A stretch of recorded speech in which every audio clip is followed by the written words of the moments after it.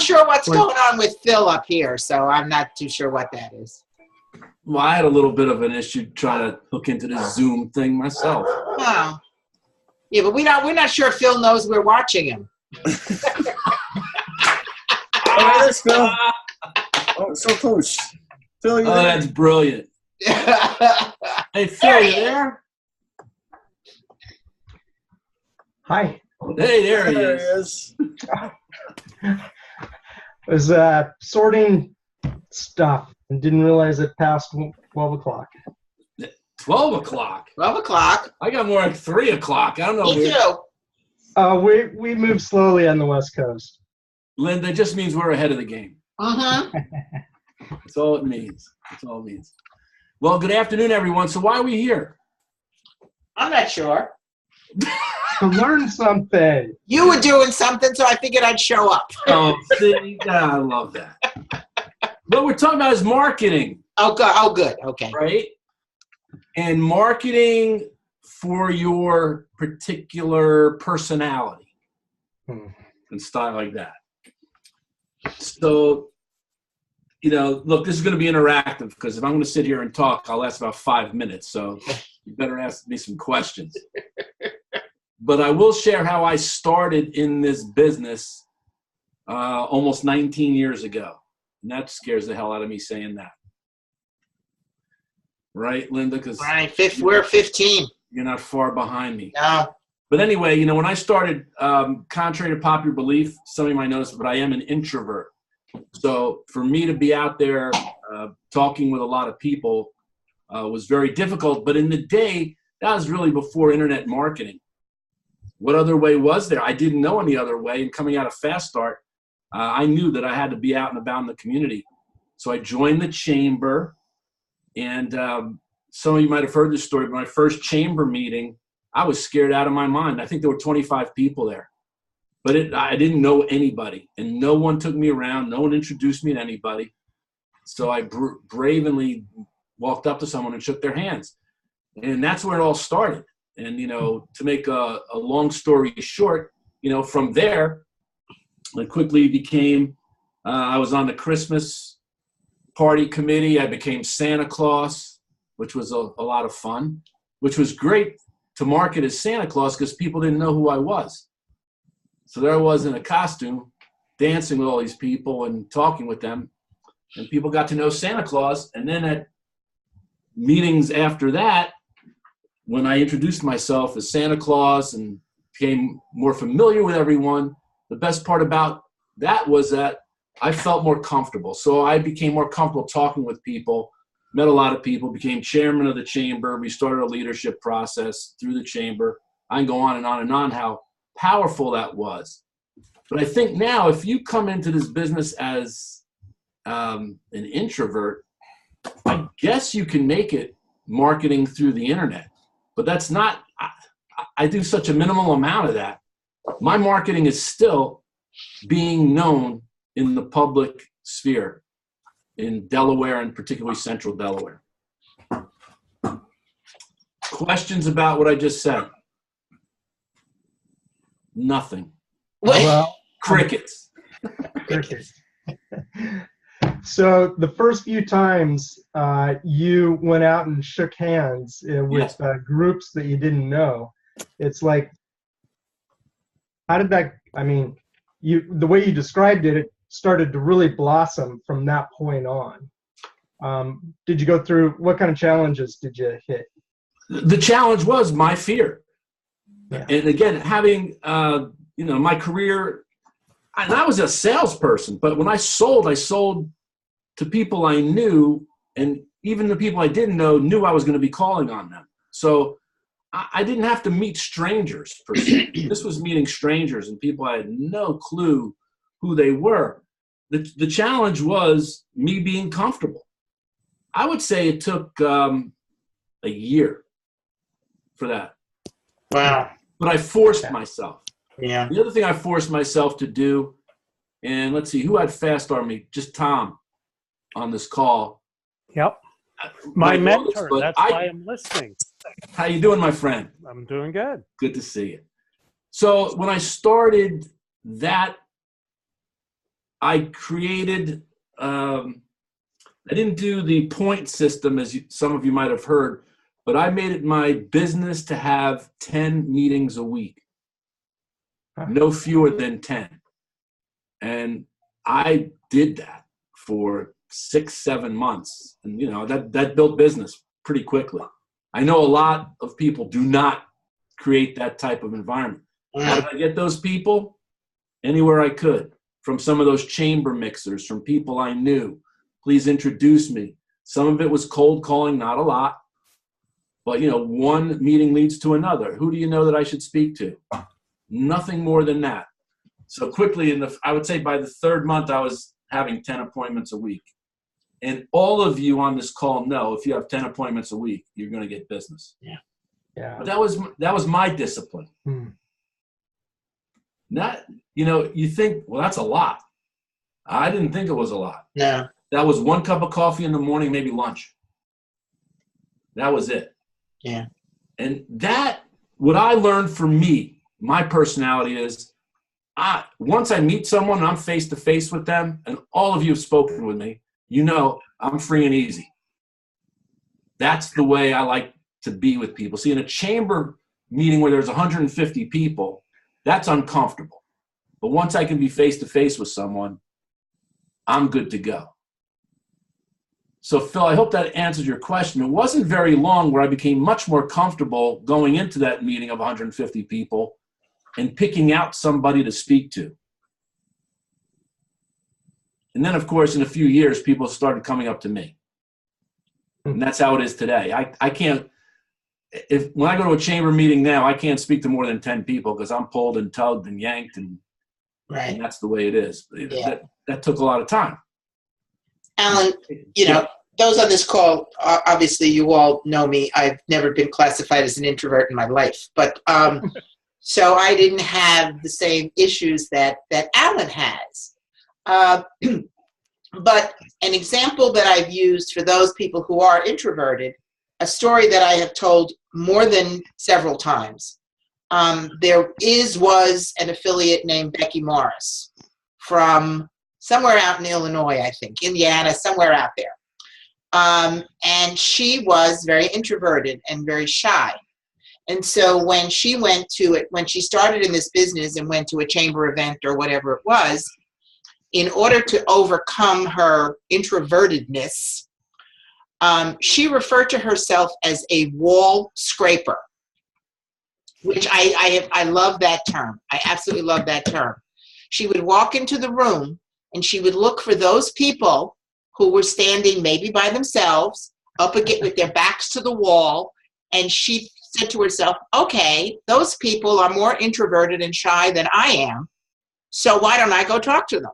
And that was her methodology for overcoming, what she perceived as a negative, and that she really needed to be out there and meeting people to get along in this business.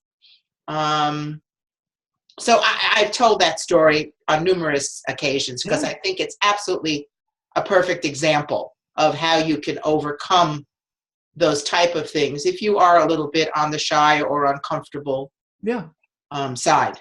Yeah, I mean, I know Becky, and I know that story, and for me, it was forcing myself to going up to somebody and saying, "Wow, are you just as uncomfortable as I am here?" And then you start the conversation, and that worked. And most people there, not most, there are a number of people at any of these meetings, doesn't matter what it is, that are uncomfortable. So I was uncomfortable with them, but we learned to be comfortable together. Not that they became a client, it didn't matter. It was practice. Right. All this is practice, but the more you do it, the easier it gets. But again, the discipline to create a lot of meetings, I think, is still important. And even at this point in time, when I find my business is slowing down, what I do is I pick up the phone or send an email to a client, and I create an appointment. Obviously I've created a book of clients over the years. It's, extensive. Mm-hmm. Hey, let's catch up. Sometimes that leads to more business. Sometimes it doesn't. But, these are people that that I trust and trust me. And, it's good. Who can I speak to? And go ahead. If I may, that's Sure. I like the stories that you guys just told on that, because I go to chamber meetings and I started kind of falling off going to them. And I'm much better than I used to be way back when, as far as going up and shaking people's hands. So apparently I'm called, according to some, I'm an ambivert, kind of in between the two. Yeah. And but what the challenge I'm finding in a lot of the meetings is, I was thinking about it as you spoke, is that I'm gravitating towards people I already know. Yes. And shake the hands and talk, a little bit of small talk, but I'm not going to those meetings with a specific goal. And I'm making a huge mental note. It's like, what the heck? What a wasted opportunity. It is. And don't think I don't do the same. Well, at this point in time, I know most everybody there. So, for a lot of reasons, but which is good. It's kind of weird. But I agree with you, Phil. It's that discipline to say, what do I want to get out of this? Do I want to meet 4 new people? The other thing is, and I don't know if you guys are good at this, but I became good very quickly from everything I heard from some of the veterans. I did not say a whole hell of a lot about what I did when I met somebody. I quickly diverted to them. What do you do? Well, it depends. I don't know how many times I've answered it that way, or handed them my card and say, look, I'd love to talk to you about it. Let's have an appointment. My whole goal was to sit down and talk with someone. So I would not get in a conversation. People don't find that off-putting. Well, it depends. Not at all. Because you know what it does? They go, They do. Instead of me saying, well, I'm a real estate agent, like 500 people in the 150 people room. Right. And they're all the same, or I sell insurance. That's another big one. Yeah. Great. You can say whatever your 20-second is, or your 5-second introduction is. Me, I would say all kinds of things. It depends. I have said I'm a business coach. I'm a coach. I'm an entrepreneurial architect. I make all kinds of weird stuff up. And I want people to remember me. So I tend to say things that are totally off the wall to get them to smile.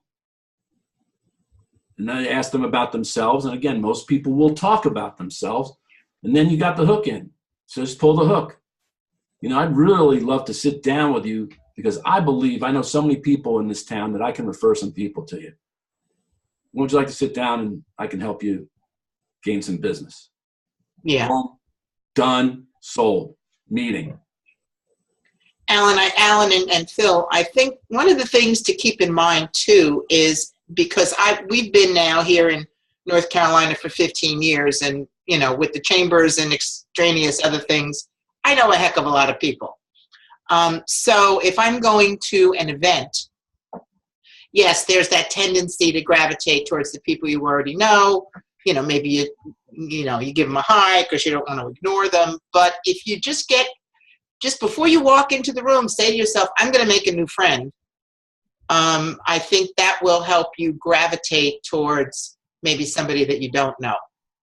And if, with the influx of people in southeastern North Carolina, I was at an event not that long ago, and all of a sudden I looked around the room and I went, wow, I don't know 75% of the people here, because I have been focused on, maybe in other areas. Yeah. So I made a point of going over and again, not even telling them what I do, just saying, hi, my name is Linda Stinson. I know we have not met before. What is it that you do? And get them talking first. And then if they ask me, then I tell them, to Alan's point, I have used all kinds of descriptions, but just go with the attitude of making a new friend. And that will help you gravitate away from all those folks that you already know. Hey, Alan, so Linda, what I thought. How many meetings you run nowadays? I'm sorry? I was asking Alan, how many meetings? If you were doing 10 meetings at the beginning, how many do you do now? I would say about that. Really? But most of those, remember, are working with clients. So it's a mixture. And I kept that.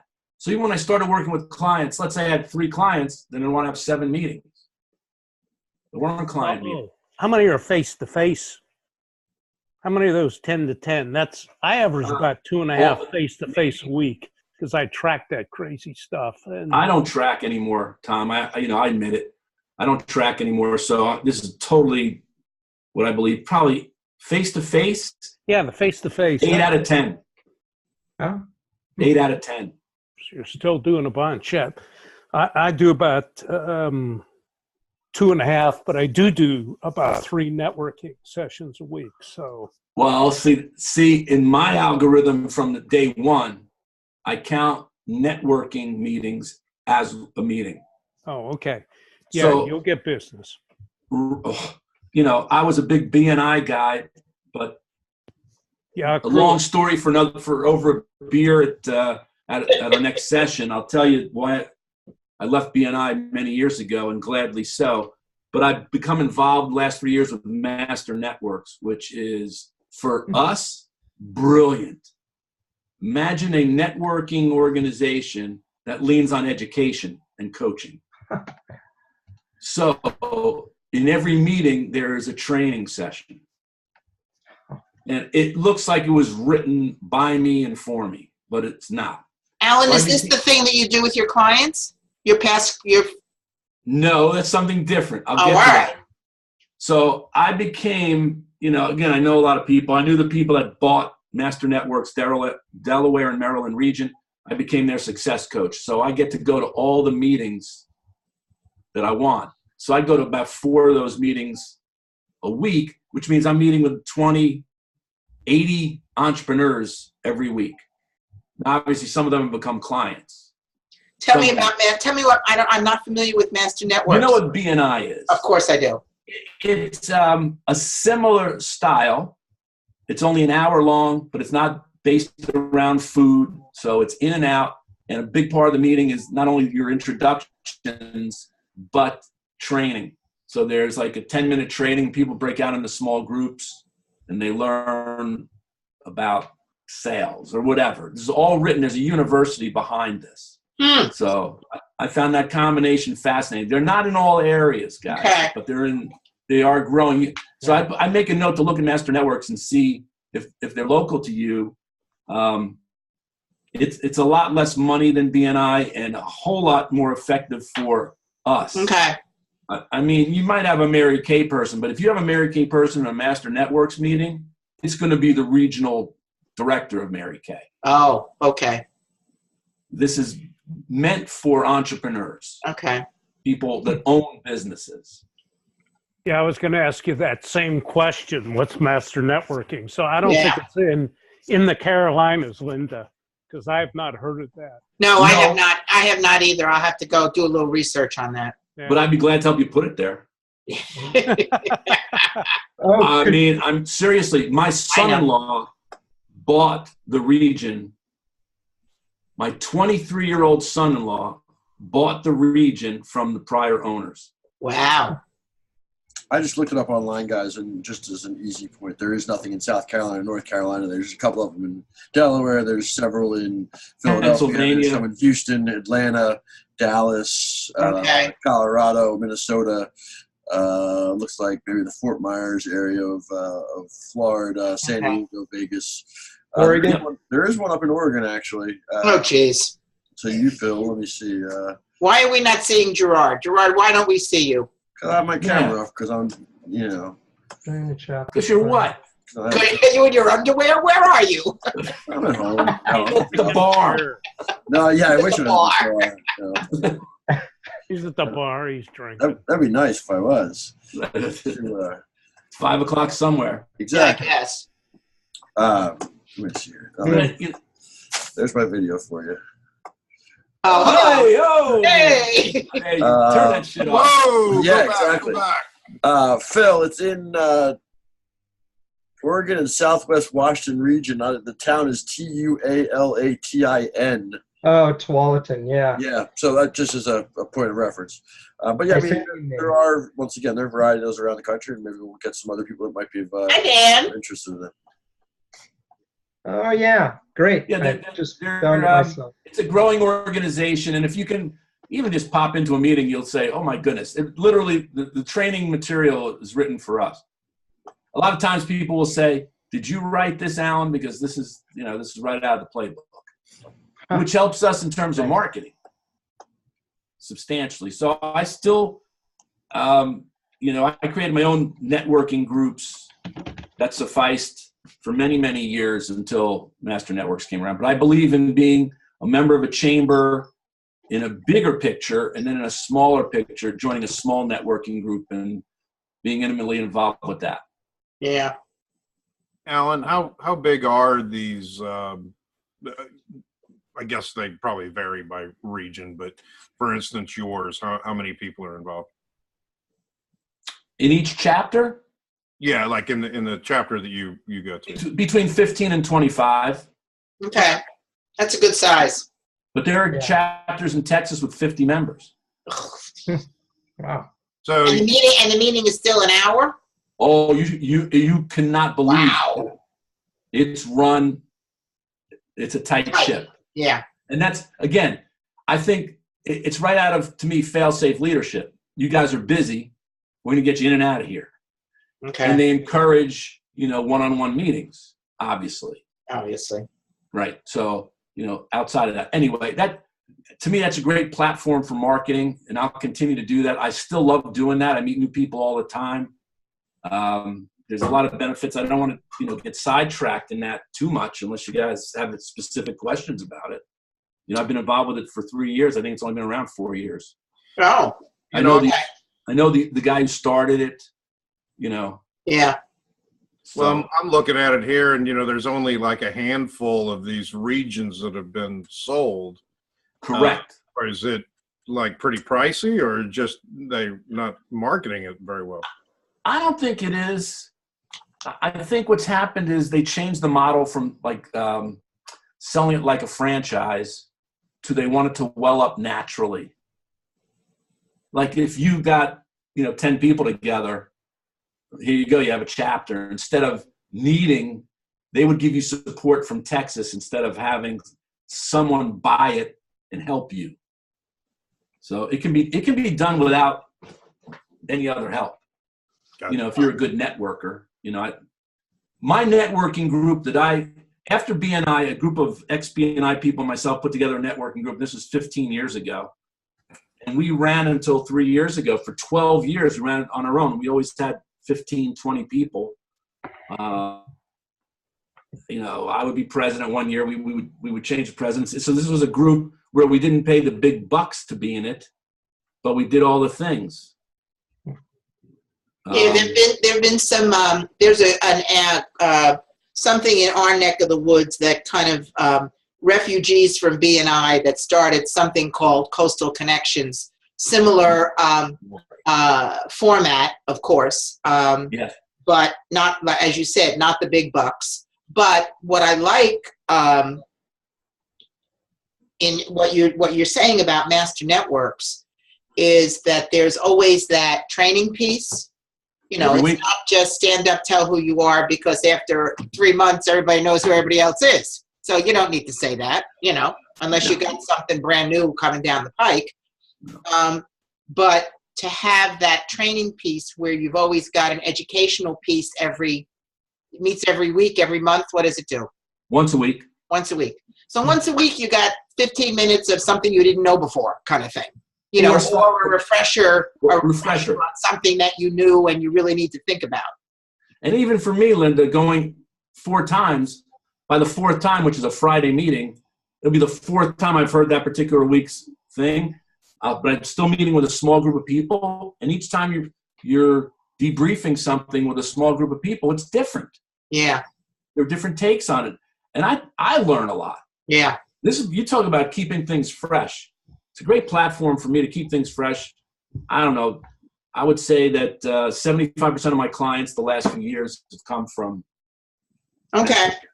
So, Tom, maybe we ought to have a discussion about see if we can look into this from a North and a South Carolina point of view. Again, I can get you in with the right people that would help you do that, and but I'd look through the website, look through the Master Networks website, and look at a bunch of things. But again, the university they have behind it's called Master Networks University. It's a lot of stuff from the guy who wrote the book with Gary Keller, $1 Million Real Estate Agent. Oh, okay. Forget his name. I've met him a bunch of times. I can't remember his name offhand. But he's written a bunch of books, and he's the one that's written a lot of the material. Some of it is half-assed, but for a lot of entrepreneurs, the first time they're hearing it, we might go, "Oh my goodness, I can do better." Doesn't matter, but some of it's very nice, very good. Doesn't matter as long as there's discussion about, for instance, hiring your first salesperson. Great, it's a great discussion. Absolutely. Marketing, your database. These are some of the topics I'm talking about. So I think it's a brilliant idea. I don't think it's been executed well as they've grown, but that's a whole other story. But it doesn't matter. In Delaware, I've got a young buck who's doubled the size of it in 6 months. Cool. Very cool. Helping my daughter out. So there you go. Yeah, it's all good. So that's that. Now, where were we? We digressed, but that's okay. That was not a digression. That was actually pretty good. All right. So, to me, it's maintaining some form of marketing. I think, as we get more involved in the business, it changes. It certainly changed for me. But to me, the networking piece of it does not end.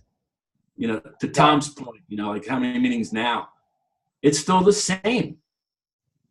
It never ceases to amaze me that I do the same things I did many years ago. Mm-hmm. I think what happens as you evolve in this business is that you're, networking never stops. Does it have to be always that you're going to something labeled as a networking event? Maybe not. You get, I think my tendency right now is to go to a little more of the informal and focused venues. It's like, I throw a lot of stuff on my calendar and look at it and say, okay, A, can I go? B, do I want to go? And C, who's going to be there? Yeah. And if the answers are maybe not so much, where before I would have gotten in the car and driven an hour to go, maybe not so much now. Yeah. In the early days, there wasn't a fundraising dinner. Right. I don't know. And I wore out some suits and a tuxedo going to all these things. I think that was very important again, but then again, near 20 years ago, I had a lot more energy to do that. I still go to a handful of them a year, but not a handful of them a month. Right. Like I used to. Right. And those are valuable also because you get put at a table maybe with a bank. I would specifically not be put at a table. I would ask to be put at a table, whatever table needed people to sit at. So that was my way of meeting new people at these events, even though I saw a bunch of people I knew, and still do. Mm-hmm. Well, the last event I went with Angie, it cost me $7,500 for an Alaska cruise. So whoa! That's why I don't go to these things. Those silent auctions will kill you. Oh, good God! You kidding me? Alan, I looked it up. Since I am structured, I'm averaging 2.6 networking events a week. To your point, and 2.6. Yeah, you know me. I'm structured. 2.6. My face-to-face meetings were 2.4. Yeah. So, but that's part of the mix. Facilitations are separate and distinct. Those are just, I do solicitations and networking. That's my marketing to get the face-to-face meetings. And I get 2.5 a week face-to-face meetings. So I still track it after all these years. And when I don't do it, I don't get the meetings. It's funny. Yeah. As Phil, you're saying, hey, I stopped going to some of the networking events. It's funny, and it does change because I used to go looking for cards right out of Fast Start. Now, like you, Alan, I'm quite well known. So quite simply, I say, how might I be able to help you? Which is the same thing you're saying. How might I be able to help you is a great way to meet with folks. So it just naturally happens after so much time. The hard part for me was in the times, and I've been there on and off, when those 10 meetings a week were all facilitations or coaching clients. And I've been there. And it's like all of a sudden it ends and I got to start again. So I start again. Yeah. Because, there's a limit. I would say 15 years ago, I was probably working 60 hours a week if you added all the dinners and everything. So now I'm not going to work. I don't want to work 60 hours a week. Not me either. So I don't. So I work 30, 40 hours a week. I'm good. But, Tommy, I still think it's important. I'm glad you still measure it. I don't measure it, but there's rarely a day when I'm not back and forth from this office 5 times. Yeah. That's a lunch. That's all. It's a cup of coffee. It's a meeting. It's another networking event. So I don't have any down days. I can tell you that. So if I measured it, as activities equal results. So it's what your 10 were activities, structured activities, meetings, facilitations, face-to-face networking. Yeah. It was all of that, It was all of that, But one of the things that I've done the last couple of years that's paid off, I've paid a lot more attention to the people I've worked with. And this is to Linda's point. I do want to mention this because it's blossoming in a big way where I'm running mastermind groups of my clients. And, there was a client of mine who insisted I do it. I think it was 7 years ago, but I love it. I love it. So I solicit former clients that they want to do something different than speaking to me once a month on the phone. They want something more than that. So how about getting together with a group of like-minded business owners and really hash things out from a mastermind standpoint? So I started a second one 3 months ago, and my goal for 2019 is to start a third one. You charge for these? You're darn right I do. You bet your boots. Good to hear. Yeah, I do charge for it, and it's a good money maker. So it's a once a month meeting, 2 hours. I have one tomorrow morning, as a matter of fact. And, to have between, I've had as low as 3 people in the group and as many as 7. I don't want any more than 7 in the group. Alan, are they as structured as my definition of a mastermind group? I don't know if I can tell you what we do. We say hello to each other and we dive right into the pool. We dive into the pool by going around the room and sharing the results of their goals that they set out to achieve in the prior month. Okay. Now, some of them are personal. Most of them are professional. Right. They share that. A little bit of discussion. Some of the other participants might ask if something wasn't done, why not? So that takes, I would say, a good half hour, not longer. And after that, the bulk of the meeting then is the mastermind, and people come with issues. We do have electronics where we are, so people can throw things onto the board, onto the TV, so we can see a spreadsheet if we need to, a marketing idea, a P&L. And these people are wide open, okay? So we do some things that aren't done, in a leadership development process. Right. But all these people have been through the leadership development process. So they know how to talk about a dream inventory. They know how to talk about a goal planning sheet. And believe me, when someone's having trouble achieving a goal, someone will say, I don't even have to say it. Well, did you put it on a goal planning sheet? So everyone speaks the same language. Yeah. And at the end of the meeting, they create their goals for the coming month. Okay. Now, in between the monthly meeting, I have a half-hour phone call with them. One-on-one. One-on-one. Okay. Half-hour phone call. And I don't know, very few of those calls last a half an hour. Some do. Depends on the participant. And sometimes they'll call and say, I'm good. Everything's good. All right. That is to make sure that they're on track toward achieving their goals. Yeah. And the bottom line, by doing this, I get goosebumps at these meetings because what they achieve is just, it's brilliant. And they get to be a real board of directors for each other. And sometimes I wonder, the value I bring to the table is simply facilitating the meeting. Right. And the coaching call in the middle of the month. Yeah. But that's a way of also keeping up with clients, maintaining business with them so I don't have to solicit more clients. But those clients in the mastermind group are my greatest source of new clients. Oh, okay. Yeah. In fact, one of the guys from my original mastermind group came when I had an informational meeting for the second mastermind group and literally sold it for me. I love it when that happens.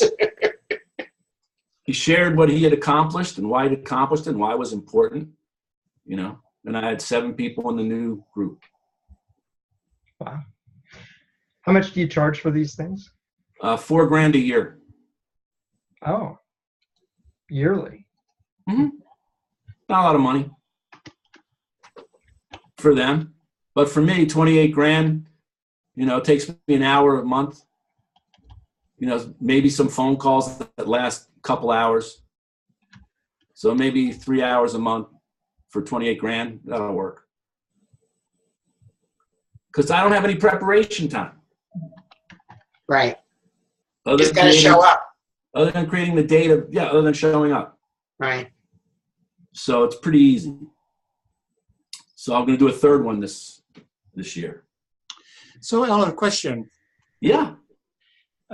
This is really cool. I really like it. I am part of a chamber, and I'm actually chairing a business owner dialogue group. We do a similar thing. We come together once a month, and we basically discuss. You can't become a member unless you are really committed. So it's not like, well, let me just come in for a while and let's see this before I become a member. You can't go to the meeting until you're committing and sign up for a year. So that's really good. But the agenda is somewhat different in the sense that we have 2 business owners that kind of present the issues that they're dealing with and do a presentation. Then we go around the room and come up with ideas. So I wondered, introducing this whole idea of setting monthly goals. Because getting to go with a group where you are now and charging them $4,000 a year, I don't think I'm ready for that yet, but I could see where we would bring that in and I could get them through the whole group through a goal setting seminar. So they learn how to do that. And then from that point on say, hey, instead of doing 2 companies a month, we do 1. And we're going to spend an hour or half an hour on talking about each other's goals. That sounds like a winnable thing. It is. Again, what led me to it was one of my clients wanting more from me. I want to get involved with other business owners, not just one-on-one with you. It's someone I had coached for 10 years, 12 years. But they all have something in common. Remember, they've all gone through our process. Yeah. Sometimes multiple times. I would say most of them have gone through strategic planning with me for their businesses, Harry. And that's also part of this is that we know we don't cover that in the monthly meeting, but that's additional business for me. Most of these people, I'm doing some sort of strategic planning work in the year also for additional fee. Yeah. Some of them have me work with their employees, assessments. There's a lot that goes here. But for me, Harry, I've had one time the group decided they wanted me to have a certain individual we all knew in the group who owns a very nice business, even though they hadn't been through the process. So I let them do that. Ooh. How'd that work for you? Oh, he lasted 6 months. They dumped him. Yeah. But by the way, the group, when they take a new person on, for whatever reason, they have to unanimously agree that that person is okay. I mean, they're discussing numbers, everything. So it depends. I would say, Harry, depends on how deep you want to get involved. Yeah, and that's really in our group as well, is when a new member presents itself, it's usually presented by one of the members or by the CEO of the chamber and says, this particular person I think would be a great fit for your group. Yes. And then that person, their resume in essence, get introduced to the group, and we discuss among each other, and a couple of us will reach out to the person and have an interview, and only then will we accept. So we have sort of that same thing. But I think what you're saying is, though, and Linda kind of pointed it out, how did it work out? So if they've not gone through the leadership process, it may not quite work as well. So they're not experts in goal setting and goal accomplishment. Right. But I mean, I thought it might be a great way to start. Yes. But Harry, there's something that you might be able to do with the group, even if they haven't been through a leadership process, a goal setting process. You know, maybe you worry about that down the line. But in my mastermind group, which is people, you know, who are in our network, right? Each month we have accountabilities. Yeah. You know, which is goal setting. Of course it is. Yeah. But it's not called that. So you have accountabilities. It's like, what are you going to do by this time next month? Right. To Alan's point, it could be business related. It could be personal. Right.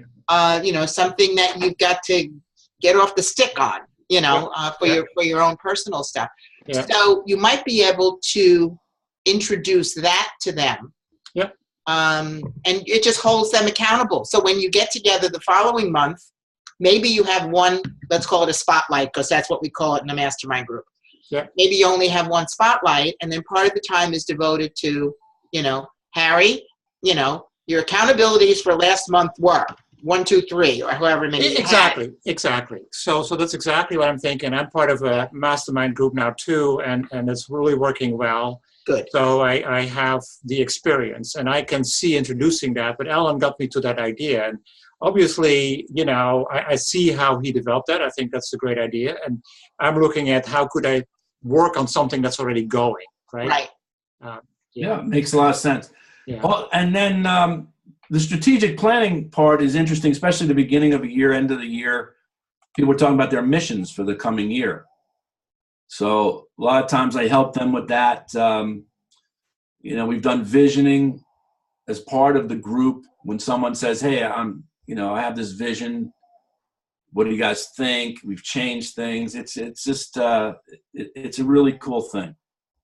You know, I've been in plenty of mastermind groups, but generally it's been, you know, other coaches. It's been right. Network, and this tops it. I mean, I see what they accomplish. Yeah.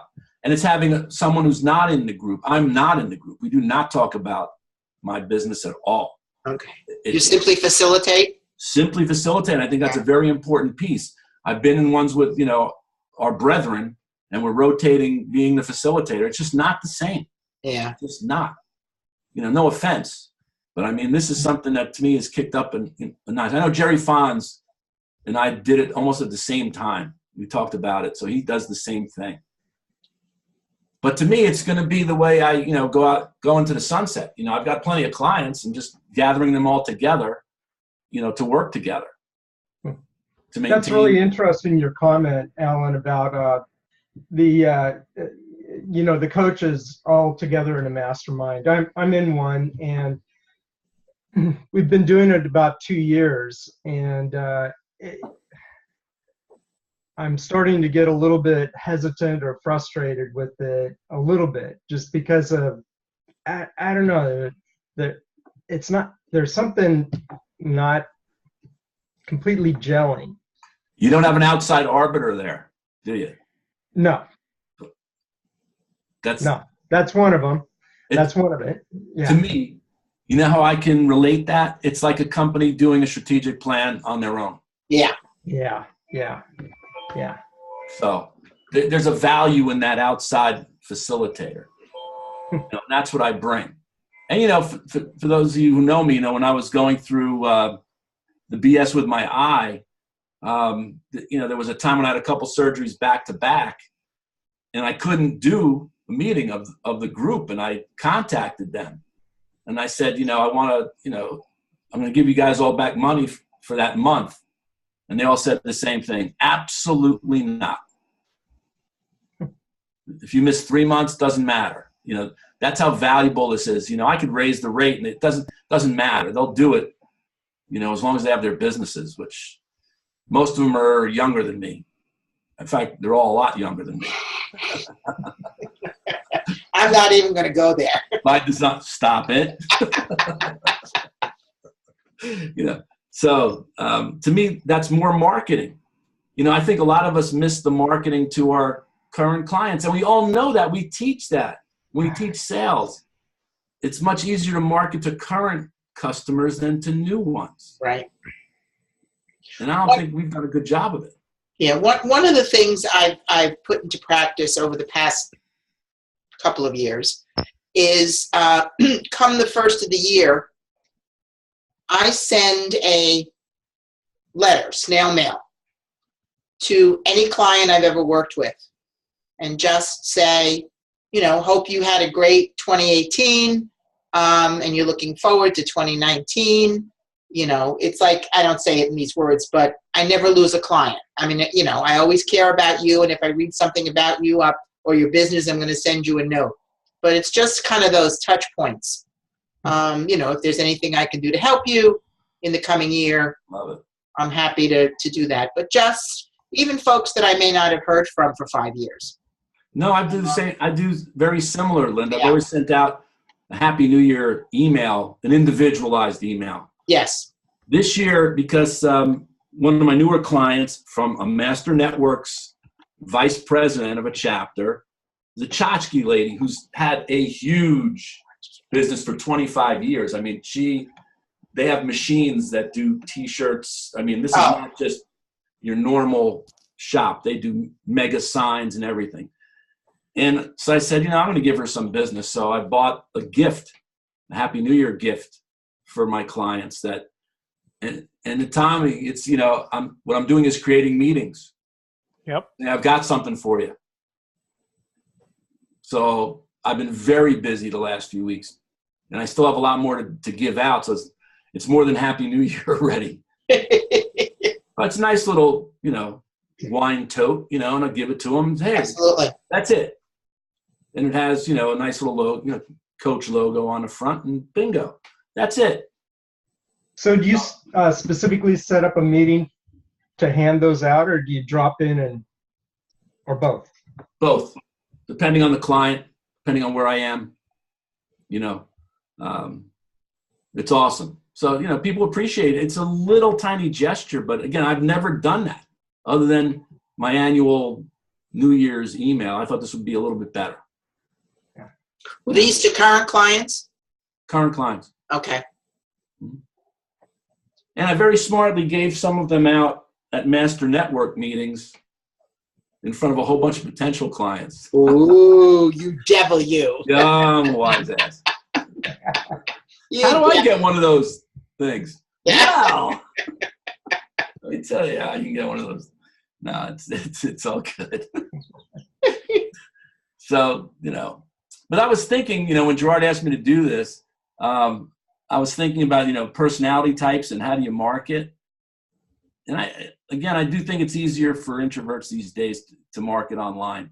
You know, LinkedIn's a great way, you know, but you have to be very diligent at that, you know. But here's the thing, Alan, that, you know, obviously, you know, we've been in the network for 15 years. And when we were the new kids on the block, it was always very intriguing to me to sit at a power summit or whatever we used to call it and just look around the room. The diversity of personalities was astounding. Still is. Well, it still is. And I would sit there and, and look around and go, wow, I had trouble understanding how person A could be successful because they didn't fit what at that time was the mold I had in my head. Well, I got over that, obviously. Bob has this phrase that says, one blue jay finds another blue jay. And I finally came to the conclusion that there is business for every type of person. If you're you don't have to fit a certain mold to be successful in this business, because there are different types of business and people that are attracted to different personalities. Yes. So, we talked about that a long time ago. It's like you look around the room and you go, oh my God, there's introverts and there's various there's, a plethora of personalities, God knows, not just us folks who make the most noise. Hey, there's enough interesting personalities just on this phone call. Well, that's true. That is true. That is true. But I think that's important to note. There's folks that I go, and yet they are being successful in this business because they are seeking out people that are a good fit for them. I think that's the bottom line. Yes. And also think about, we all don't do the same thing. Right. We all gravitate to different, not just processes, but the type of clients we want to work with.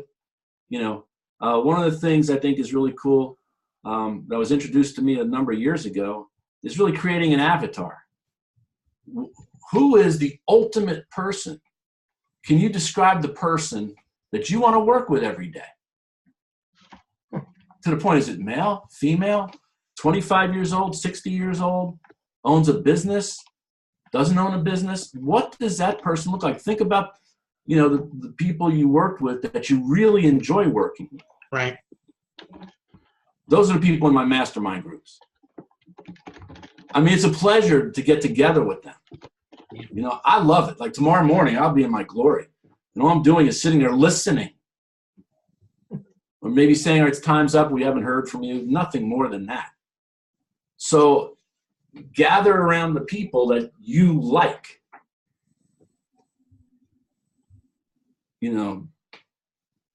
So I don't know if you've ever thought about that, because it makes it a lot different. That was about 7 or 8 years ago for me that I did that. And I realized that I like working with young entrepreneurs. And a lot of my business was not working with young entrepreneurs. Yeah. Alan, you talked about starting a third mastermind group. Is it going to be comprised also of your clients? Yes. Okay. You've not tried putting one together of people who maybe were in your master network group, but not your clients? I've thought about that. I don't know. Yeah. Look, it's only January. I have until December to do it, which means I'll probably start this around October. Right. Because I'm a tremendous procrastinator, but I always get my goals done. So I will get it done, but might be at the end of the year. All right. I'm still bedding in the second group. They started in October. And it takes about a year for these groups to gel. To get legs, yeah. But they've already done some things that have freaked them out. Like the one guy who owns this huge roofing company, he hadn't taken his wife on a vacation, and it just came up in the conversation. He goes, that's it. She's wanted to go to Boston. We've never been to Boston. I'm going to Boston by the next time we met. And he made such a big deal of it. He was emailing everyone, asking them where he should go and this. And he took his wife to Boston for 5 days. And it was awesome. These things, he wouldn't have gone to Boston if we didn't have this meeting. I hope it was not in January. It's -3 in Boston right now. I know. Tell me about it. It's not a whole lot hotter here. I know. No, things like that. Or one guy heard someone else talking about a system they use to manage their projects. He had been looking for one for 5 years. Oh, geez. Guess what? He finds this thing. It saves him like $50,000 a year. One meeting, like 10 minutes. You don't know what's going to happen until you put people together. you know. Got a couple more minutes, Alan, if you want to wrap up with some amazing inspirational thought that comes completely out of left field that will make everybody's heart stop and wrap this call up beautifully. Go. What if we had a day dedicated to Martin Luther King Jr.? I think that'd be great. There you go. And there it is. But any last questions? No, good ideas. I like it. Uh-huh. Am I going to see all of you at the end of next month? Barring blizzards, we'll be there. It doesn't snow in February in Reading. I know. Tammy said that. Yeah. I may bring the snow with me, though. No, don't do that. Oh God, don't do that. Well, what's really cool is you guys will be, you'll get to meet my son-in-law because he and I are Cool. doing together. Yeah. Terrific. Yeah. No, we will be. Bob and I will be there. Sounds great, guys. Anything else, Gerard? No, you did great. Thank you, Alan. I appreciate it. Next call 2 weeks from today. It looks like you need some furniture there, Gerard. What's that? It looks a little. Yeah, it looks a little bare behind you. Where are you sitting? Well, I've got like whiteboards back there and pictures of the kids and everything else. So that's my floor. On the back That's of your floor. Literally. Hey, you know, what are you gonna do? I know. All right, you guys. Time for in person in a month. Thank you. Thank you. much. Peace out, Okay. guys. Bye, everyone. See you. Bye.